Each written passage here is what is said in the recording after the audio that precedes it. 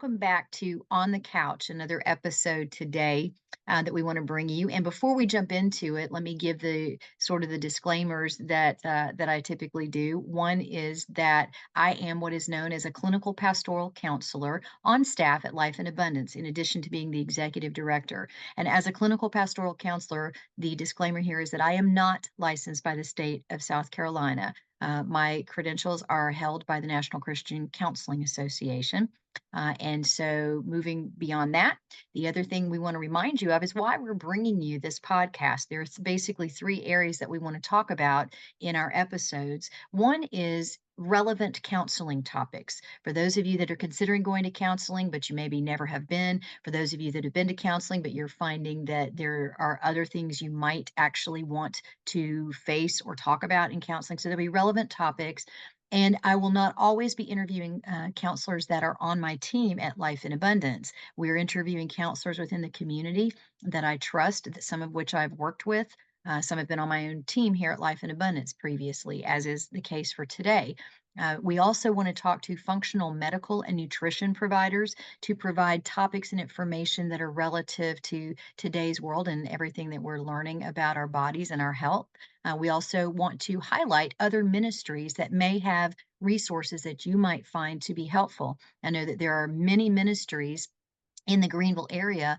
And if you don't know about them, then that's not really helpful to you. So we are trying to take some of the legwork out of that for you and highlight ministries that we have worked with or that have come across our path that have awesome resources to offer those in the community that might not otherwise know about them.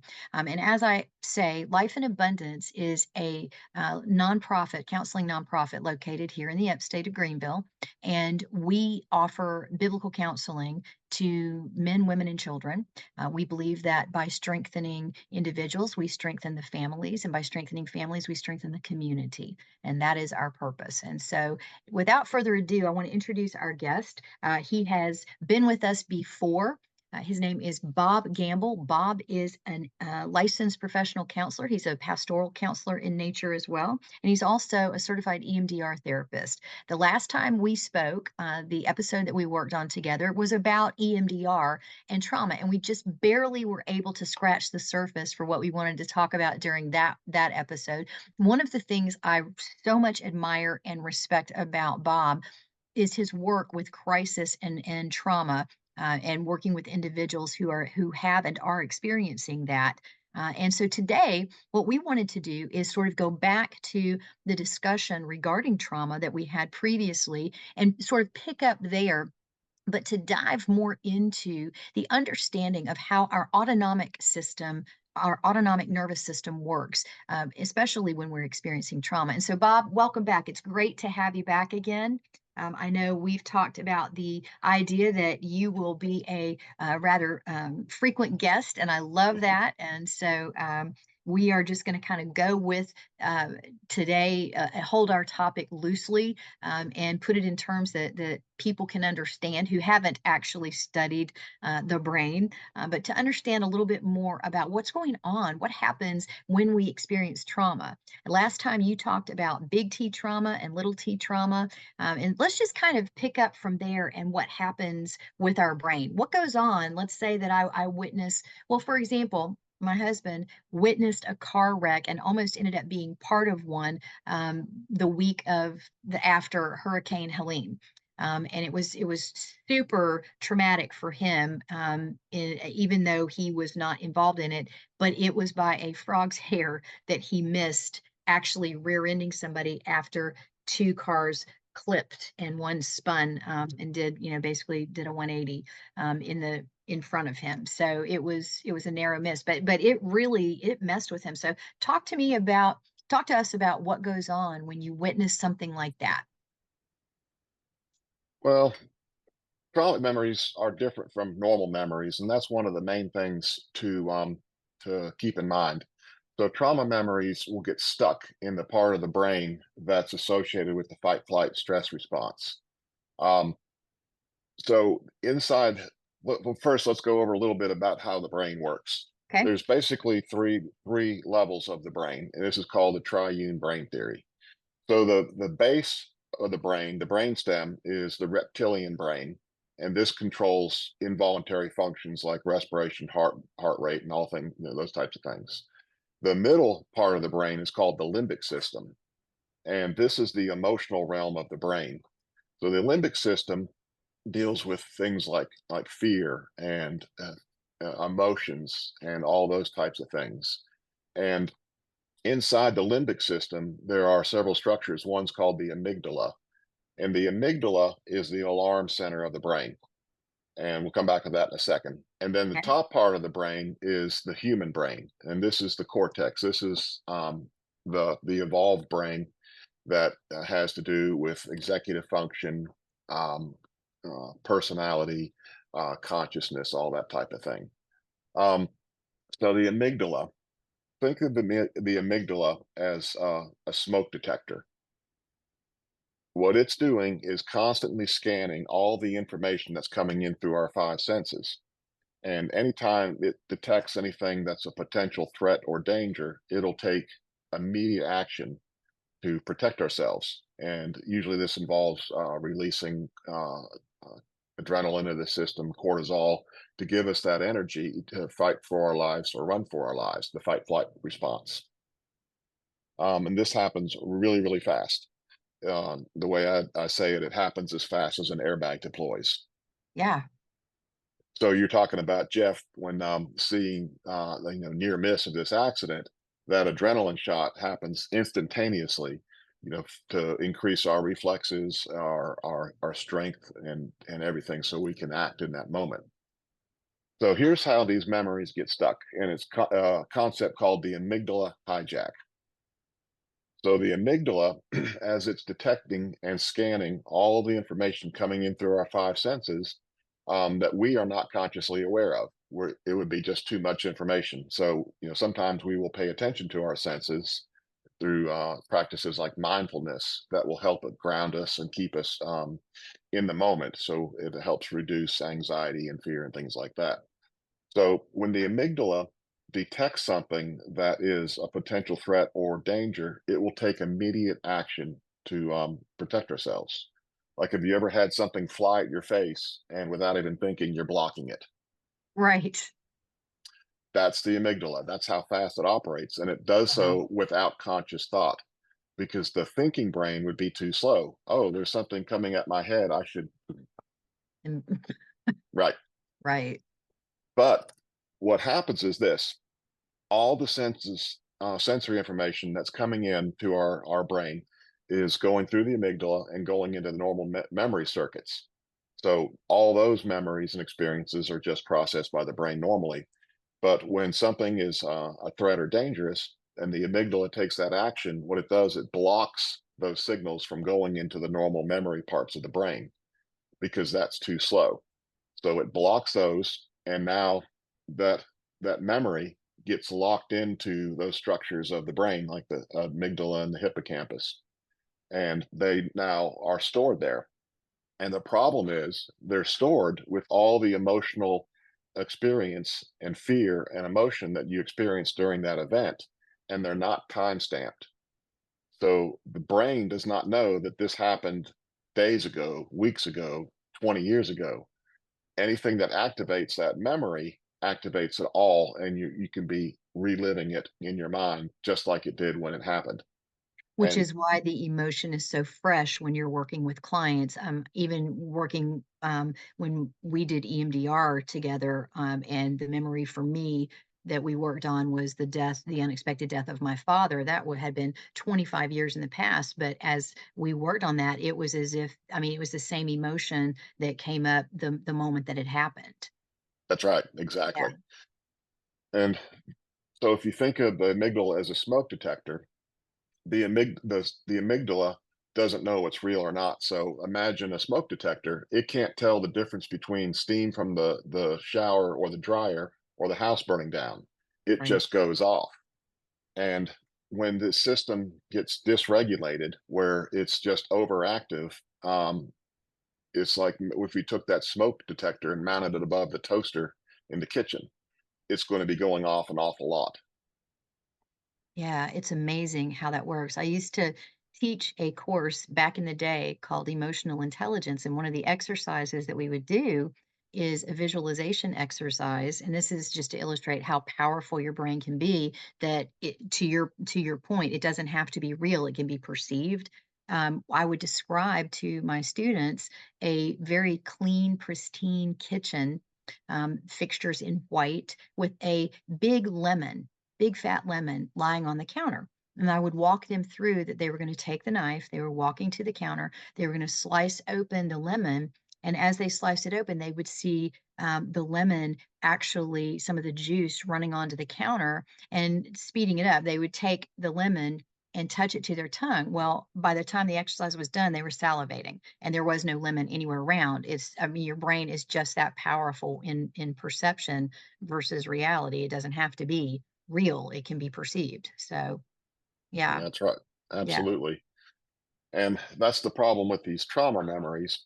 Um, Now they're kind of residing there and they're stuck. Um, and what they can contribute to is this dysregulated autonomic nervous system. Mm, So when the autonomic nervous system is dysregulated, and one branch of it called the sympathetic nervous system is overactive, and now you're getting all this fight, flight, stress response activating, and it's disproportional to what's going on, and mhm, that causes a lot of fear and anxiety. Now, when the fear and anxiety increase, what tends to happen is the thinking brain, the rational brain, starts to go offline. It starts to shut down, and you get more and more into that emotional realm of the brain, of the amygdala and the fight flight system, to the point where you cross a line where, like during an argument or a situation or something, that you start to lose the ability to think and act rationally. And this is why the fight flight system is a great system for keeping us safe and protecting us, but it's a terrible system for relationship, because now we're in an argument with our spouse, and this is getting fired up, and now we are losing the ability to talk and think rationally, and we start saying things and doing things that we really don't mean, and we later regret and can cause damage to the relationship. I remember reading, I forget which course maybe it was, it was talking about a period of time called a refractory period, where your spouse might have done the sweetest thing for you the day before. Maybe they sent you 12 dozen beautiful red roses. You literally cannot access that memory when the amygdala is hijacking. Is that kind of what you're talking about? Yeah, because now you're in that emotional realm of the brain, and you just don't have access to all that other stuff because Right. you've gone into survival mode, Yes. and your brain is telling you that now my spouse is a threat to me, and now I'm starting to react in a irrational, disproportionate way, and Mhm. everything else kind of just is not relevant at that point. Yeah. And this is It's all about surviving. Yeah, and this is why what we cancel couples when that starts to happen, and you got to separate. You got to allow time to cool off. Those old adages of count to 10, take 3 deep breaths, walk away. Those are all designed to help give you that little bit of space to let that system calm down just a little bit, so you don't cross that line. To move from one part of your brain to the other. Right. Talk to me, if you will. So, and this is going to be a little clunky, so just bear with me, okay? Police officers, which you have a background in law enforcement and first responding, actually not just as a police officer, but I would guess, right? You're trained for highly energized situations that are safety situations. How do you manage to stay focused in that situation? For example, how would you be able to think logically about what a next step should be when you've got like bullets flying at your head or a threat coming at you? What kind of thing happens in training for you to be able to circumvent the amygdala hijack and add some of the, I would guess, executive function back to that? Well, some of the things that are done in training is just essential exposure.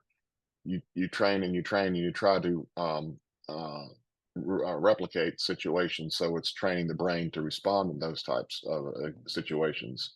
Gotcha. Another one that we do a lot is playing scenarios in our mind. Like, what if I go in this convenience store and it's being robbed? What if I stop this car and a guy jumps out with a gun?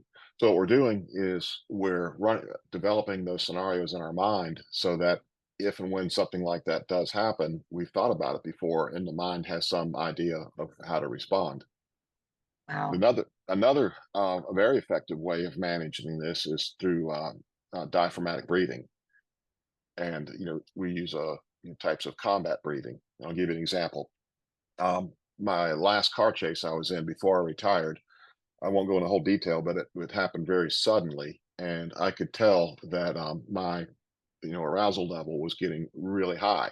At one point, I literally picked up the microphone and just couldn't speak. And I said, okay, I got to get this under control. So what I did is I took 5 or 6 very deep diaphragmatic belly breaths, just deep in, deep out. And I did that 5 or 6 times, and that brought the stress level, the arousal level, right down into the perfect place of being in that zone where everything is crystal clear. But the breathing is one of the best ways to bring this system back into balance, whether it's in a stress situation like that, or if you're just doing it diaphragmatic breathing, meditation, mindfulness. What it helps to do is balance the system.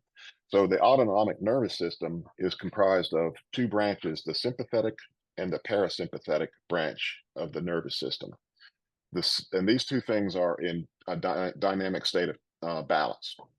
The sympathetic is what activates fight flight. It increases heart rate, blood pressure, muscle tone, and the parasympathetic is the rest and digest. So the sympathetic is fight flight. The parasympathetic is rest and digest. It brings everything back down. So these exist in a state of homeostasis. Now, when the sympathetic starts to get too activated or dysregulated, one of the best ways to bring that back into regulation is through deep diaphragmatic breathing. Because when you take in a deep breath, you are activating the sympathetic branch of the nervous system. When you breathe in real deep and you get that little shot of energy, Mhm. that's what that is. Okay. Then when you exhale, you're activating the parasympathetic branch. And so what you're basically doing is taking manual control of this and bringing it back into balance. Love And that. yep. And so when you practice this on just a daily basis, and usually what I recommend is do it for about 3 minutes, ideally 2 or 3 times a day. It's better to exhale, have a longer exhale than inhale. So different ways of doing this is box breathing, 4 in, 4 hold, 4 out, 4 hold, which is good, Love or that. a little bit modification, 4 seconds in, hold for 4, 6 seconds out, hold for 4, and just keep doing that. So you get kind of more of not a square box, but a rectangular box. Love that. I love Yeah. that. Yeah, that's great. With my clients, when we're talking about the diaphragmatic breathing, if they've been having um, anxiousness, that feeling of anxiousness, one of the things we talk about is that you're actually a buildup. If there's a buildup of CO2 in our lungs because we're breathing shallowly, first off, most people are like this when they breathe Hmm. with their shoulders. They're not actually inflating their lungs fully to capacity. And so they can actually make their symptoms of anxiety worse if they're not doing that. And so we usually have them lay down and try to put a book on their right where their diaphragm would be and watch their chest should be able to move up and down versus, they're just breathing like their shoulders up and down. And it is different. I mean, but it's a great way. But I love we're the only species that can turn it on or off, which is pretty cool, that That's we've designed that way. there's a cute video, Sesame Street video with Elmo learning how to belly breathe. I love that. I love that. When I was growing up, I never heard anything about that. We Mm, never really heard anybody talk about the sympathetic nervous system or the parasympathetic. And some people, I was talking to a college student the other day, she's like, I can never keep them straight. And I said, okay, so the sympathetic nervous system, sort of the gas pedal. And if you think of, what do you think of as a parachute? Do you think of people crashing to the ground, or do you think of them gliding gently? And she said, gliding. I said, right, parachute, parasympathetic. Like that's the calming one. That's so that's an easy way to remember those two. But that's great. So all right. So I'm having an argument with my spouse. Okay. And we're both getting elevated.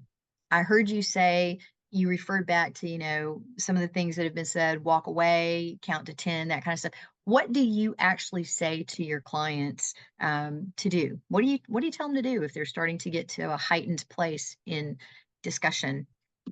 Well, the first thing to do is to have the conversation and develop the strategies before it happens. And one of the things is a safe word, a word that you can use to where you both acknowledge that, okay, we're going to stop. And I can't tell you how many times the word banana seems to be involved in a safe word. So you've developed a safe word, and basically the way it goes. All right, now you're getting into an argument. So one's getting too aroused. Bananas safe word is used, and you both stop, and you decide on how long are we going to stop, separate for 5, 10 minutes, 15 minutes, somewhere in that range. Usually 5 to 15 minutes. Then you come back together. And if you still are arguing and it's still getting too heated, safe word bananas comes out, and now you separate for a longer period of time, perhaps 2 hours. Now you come back together, and again, if it's too hot, bananas, safe word, now you sleep on it. And then the next day, you talk about it. But the idea is we're not going to let it stay unresolved. Whatever it Right, is has to be resolved. But we have to acknowledge that sometimes we're just not in a place where we can do that. And another thing I talk to clients about is when do you argue? What time of day? What day of week? And invariably, it's going to be during the week after work when right, the tanks are low, energy is gone, the stress is high, right, taking care of the kids, and so you don't have those conversations during the week. You right. save those, to when it's a safe time, make it on the weekend and time, things like that. Um, and the other one is, while you have a talking stick, you literally have an Yeah. object, and you say, "Look, you can only talk when you're holding the stick or the object, because otherwise you're talking over each other, getting Yes. frustrated, et cetera, et cetera, et cetera." So these and other things are the basic strategies you put in place before all this happens, and then you start using them when all this starts going on. Yeah. And the other thing is, don't have these conversations when one or both are drinking. That doesn't work. No, it does not. So, yeah, neither does, as to what you were saying earlier, starting a conversation like that at 10 o'clock at night. Right.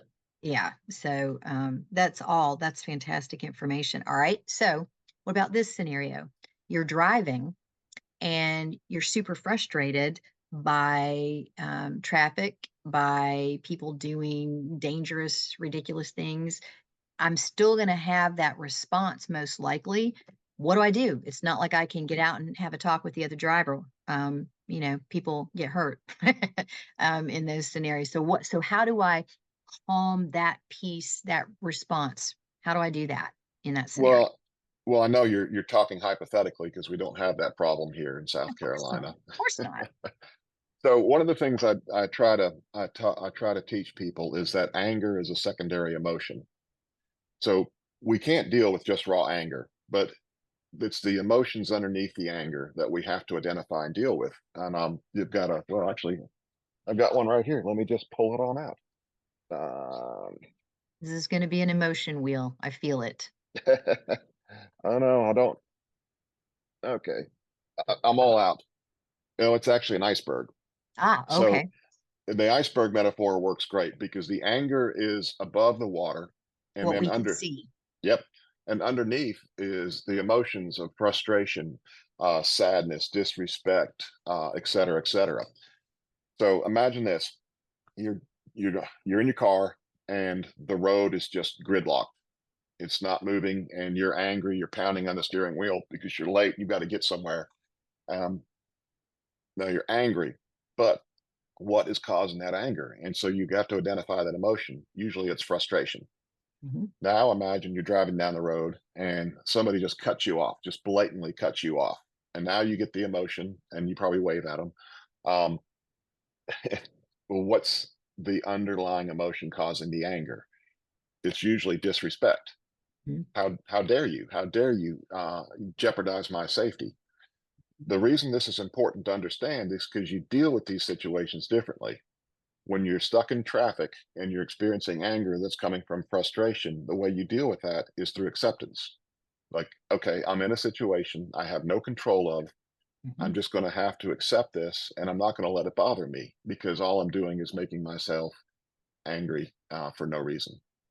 The other one, when somebody cuts you off, the way you deal with that is through forgiveness. I don't know what this guy's got going on in his life, but I choose not to be angry about this. I choose to forgive him and let this go. Otherwise, I'm going to be angry for the rest of the day, perhaps. So, two situations of anger in traffic driving from a different cause, and you deal with them differently. I love that.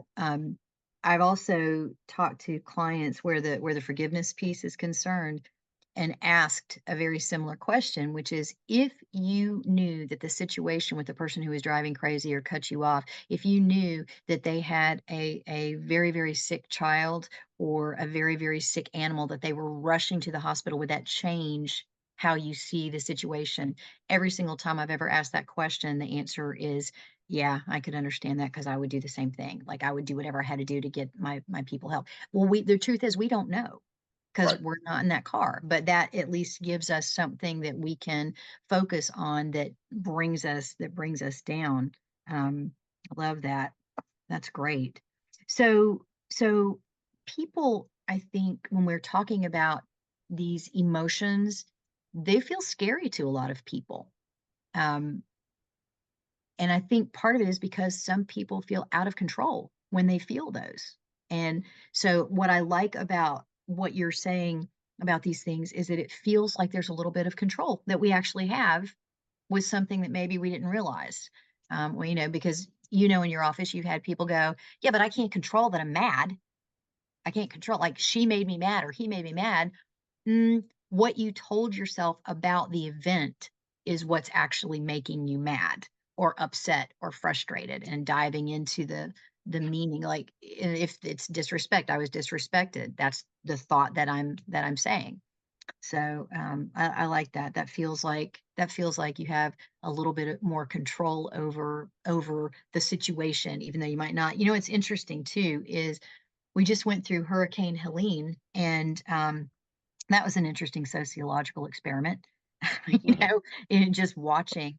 Um, I know that it took us about just trying to get off the exit at Woodruff Road. Our office had flooding, and so just trying to get to the office in the days following, where gas was non-existent except for maybe a few places, it seemed like, and so we would get caught in lines. It took probably about 40 minutes just to get off of 385 onto Woodruff Road, on one instance, and so we're sitting there, and it really was. I mean, I'll be honest, it really was frustrating, but then you have to step back and go, okay, this is why, this is what's going on.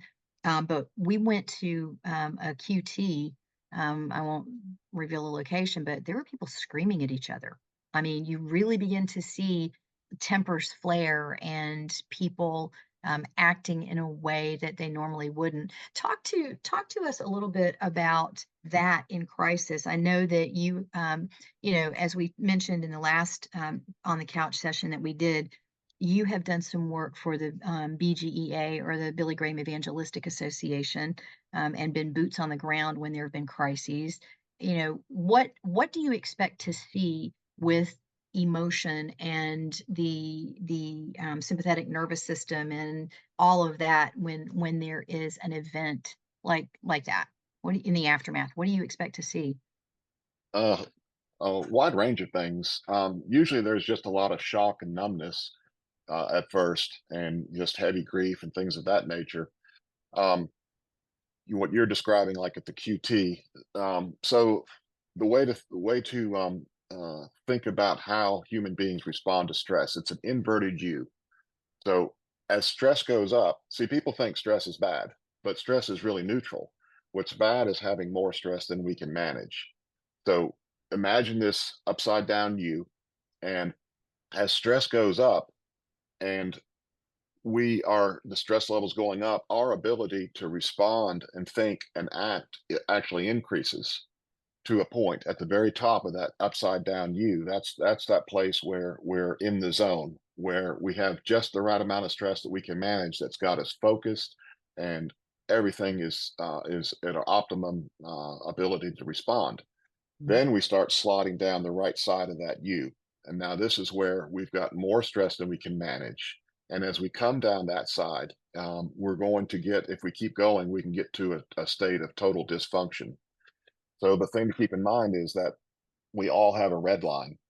And once we start to hit and cross that red line, that's these things that we've been talking about. That's when the amygdala and the limbic system are taking over. The rational brain is going offline.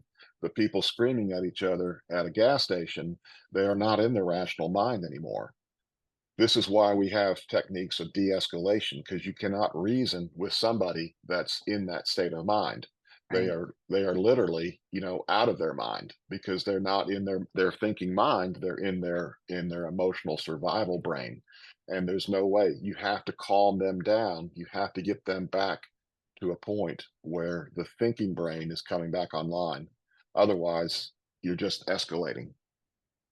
So, how does PTSD, post traumatic stress disorder, obviously, how does that impact with does that make it for somebody that they're going to go to the other side of the U, upside down U quicker, or stay there longer? What walk us through that?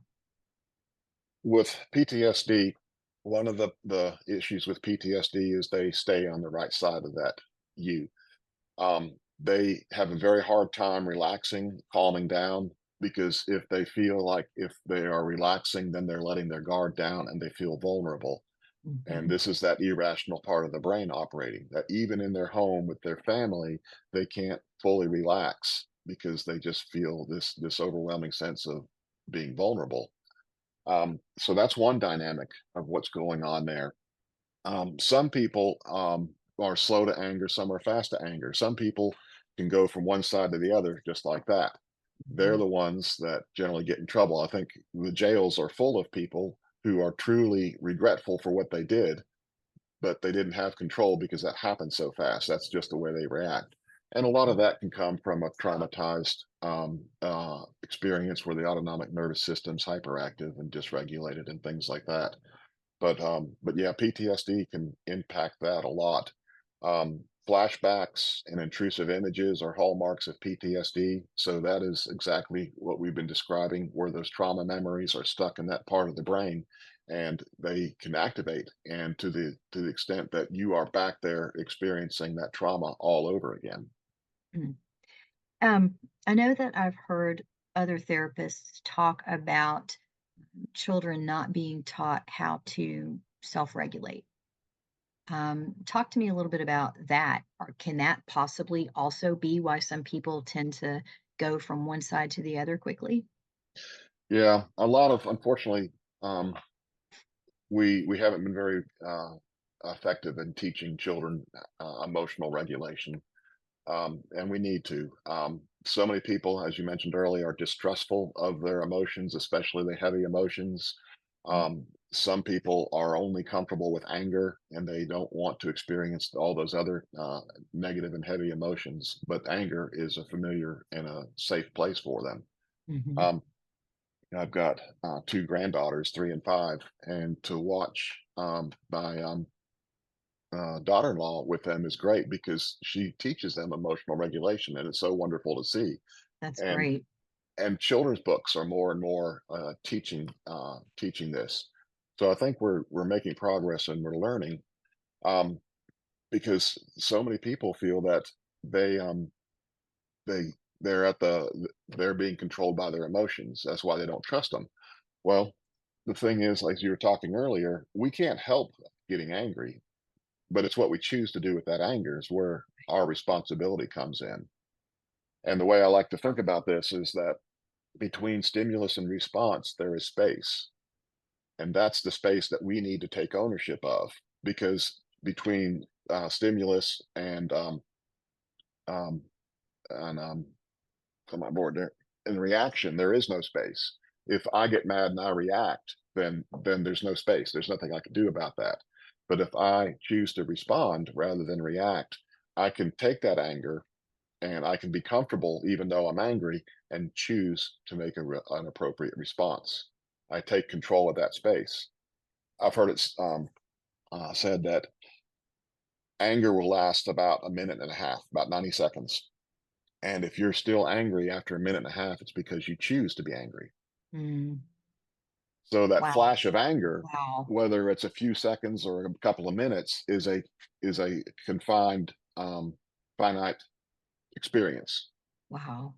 But we can choose to feed it and be angry That's for hours and days mhm. So why would someone choose to feed it and go that direction? Why do you think that because would be? anger is comfortable. If I am angry, then that means I don't have to deal with my emotions. And almost always when people feel angry, they also feel righteous, self-righteous, even if that's not true, but they feel I've been wronged, somebody did something bad to me, et cetera, et cetera. And this actually came up in talking with a client recently, that the anger becomes a cap on all of this. And it keeps all of that down. And I can live with this comfortable experience of anger because it's also energizing. So now I Mhm. feel righteous, I feel energized, and even though it's anger, it's known and it's comfortable. And in my mind, quote my mind, it's safe. So, and that's a really helpful explanation of that. As I'm listening to this, I'm thinking through, as I'm sure a lot of people who are listening to this are going to be thinking through. There are people that we know that are that. I mean, they react those ways, and I think with the functional nutritional things that I've studied, one of the things that strikes me that most people really don't think about is the damage to their bodies that adrenaline and cortisol do. If I'm not mistaken, cortisol actually can impact cartilage, can dissolve cartilage over time. And so unless you're removing adrenaline and cortisol through movement, through exercise. It can stay in your body for just hours, up to 8 hours, I think it is, or maybe even longer than that. So there's a physical impact, there's an emotional impact, and there's a relational impact of that. And we look at, I mean, we work with people as whole human beings. So when they come into our offices, we're looking at all of that. So what would you say to the person who is thinking, yeah, but you don't know my situation, and if I told you, you'd understand why I'm angry. What would you say to somebody who's reluctant, to come to counseling because they wanna hold on to that? They don't think they don't think they should let it go. There's that righteous indignation over letting it go. Yeah. Well, one of the things that you just talked about is a reason for that, because it's self-destructive. Anger is self-destructive. And this is what forgiveness is. It's choosing to let go of the even though you might have been completely wronged, and there's no doubt about it, but it's choosing to let that go. Um and what it does, it frees us. But Mhm, but again, so many, that anger is that place that's familiar and comfortable, and so a lot of people just don't want to let that go. Um, but that's really what forgiveness is. That even though I was truly wronged, and that I choose to forgive in order to free myself. mhm. Um, which is a huge point because really it's not dependent on anybody else but you and Jesus. Right? Right. So, in working with clients, I will typically share with them, you can't hold on to the offense and Jesus at the same time. Like you got Hmm. to choose. And choosing Jesus is one of the biggest acts of surrender to surrender and, you know, God, I'm willing to be willing for you to do the work in me to forgive that person because I can't do it myself. That's right. And I think it's also really important to keep in mind that you can forgive somebody that's no longer alive, that's passed. Yes. And some of that's exactly the people that we need to forgive. Yeah, yes, yes, speaking from personal experience and that very thing, yes. Um, you know, when thinking about our daily just stimulation of electronics. I mean, our phones, our laptops. I talked to a student last week, and I'm like, how much screen time do you have? And she said, well, I've been pretty good about my phone. I've kind of put that away, but I'm at least 6 or more hours a day on my laptop. And right, and so I'm thinking about all of this, and I know that that impacts us a lot like adrenaline. And so I'm wondering, in your opinion, I realize we haven't done studies on this per se, but in your opinion, how much do you think that contributes to moving too quickly to the other side of the U, as you've talked about? Um, I'm not sure about that part of it, but it certainly contributes huge to anxiety and all kinds of negative self-image, self-confidence, and things like that. Mhm. Um, I know there've been studies that have shown that when high levels of screen use and games and stuff, how it changes the function of the brain.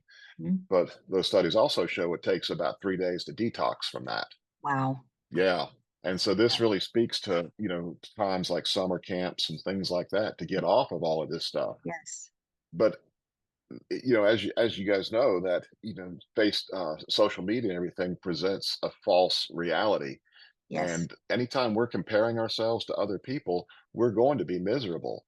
And, and so you get this dynamic going on and on. And another interesting concept is that the brain craves novelty. Mm, It wants new, new, new. All that's what it thrives on and how it learns and grows. And this is what makes pornography so insidious yeah. because every click is a new experience and wherever that might go. And that's why pornography is so harmful to relationships because a long-term committed relationship is the opposite of novelty. Right. You know, That's right. it's living life together and developing true emotional intimacy. Mhm. But anytime we're feeding that novelty center of our brain, it's hitting those pleasure receptors in the brain, and these phones and the computers and everything just feed that. And a lot of it's by design. The people who have developed all this and Oh, designed it yes. know that. You look at the media, all the and how the sensationalize headlines and suck you in, and it just drives anxiety. It does, and, there was a book written by, Dr. Archibald Hart, years ago, earlier 2010, somewhere around in there, or maybe a little bit before then, and it was called Digital Damage, and it talked about how it was actually rewiring the brains of young people, and I mean, I fully believe that, but when I look at, clients who come in my office that are experiencing anxiety and they're stressed to the max, our stress level, I will usually give them a scale of 0 to 10 and remind them that we're in normal. You have to have some stress or you're not going to live. You have to have adrenaline going. Your heart's not going to beat, right? So we want to be down at a 3 versus a 10 in a full blown, if we consider that a full blown panic attack. And our bodies have forgotten what it feels like to actually operate at a 3 or a 4. We have gotten it, it's insidious. It happens over time, and so we're operating at that 7, 8 level, and it's just a flick of a domino to trip it to that 9 and 10 level for us. And so, the box breathing that you're talking about, grounding, which is what a little bit what you were maybe alluding to when you said it takes 3 weeks for the effects of, being online and on the phone and that kind of stuff to wear off. Go out and stand in the grass, not on concrete, stand in grass that's coming out of dirt, not artificial turf, but the earth. Connect to the earth to drain all of that electricity, that electric charge, if you will, out of your body. Do you do that? Do you do anything like that? I use a grounding mat. I don't, but exercise. It Yes. really is one of the best things. Mhm. Just walking, when I walk my dogs in the morning, I don't have AirPods in. I want to hear the birds, hear the Mhm. hawks. I want to Mhm. be present in nature, and so that is something that we really need. Our bodies are made to interact and respond to nature. The blue sky is what wakes us up, Yes. but we've become more and more disconnected from all of that. Um, the concept of neuroplasticity is really important. That we know from research over the years that the brain changes depending on how we use it. And I think it's Krebs law. They said that when the neurons when they talk to each other, they will actually connect. So the saying is neurons that fire together wire together. Bind together, yes. And then the That's opposite is called synaptic pruning. That if mhm, you don't use those connections, they will start to deteriorate and break. So this means that if we think negative patterns of thought, we're wiring that into our brain. But if we mhm. switch to positive patterns of thought, those will start to connect and the negative ones will start to break apart. And what research shows, it takes about 2 months, 60 days for this process to begin.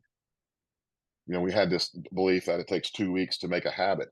Well, really, Right. it's about 2 months to really develop a habit where we're starting to impact how the brain is functioning. I love that because there's hope in that. I don't Hmm. have to stay with the negative. I can actually, even though maybe I feel like, yuck, I can literally change how I feel in changing my thinking. Yep.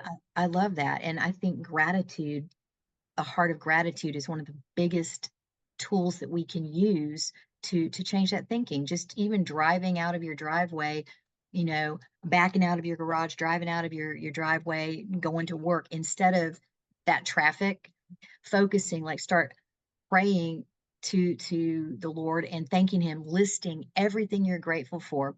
I heard somebody say one time, if you woke up tomorrow and only had the things left that you had given gratitude for the day before, what would you be left with?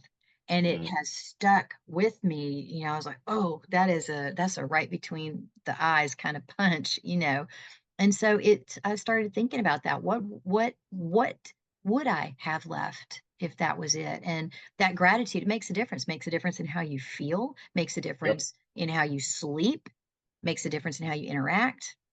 It does. And gratitude and forgiveness are the two most powerful things. And when you can really embrace those, it'll change your life. It'll change everything. Love it. Love it.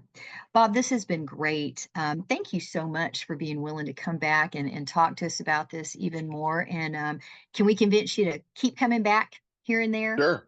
All Yeah, right. absolutely. Would love that. So thank you so much for Mhm. everything that you've taught us today. And again, it's been a pleasure. You have a wonderful rest of your week. Thanks, Stephanie.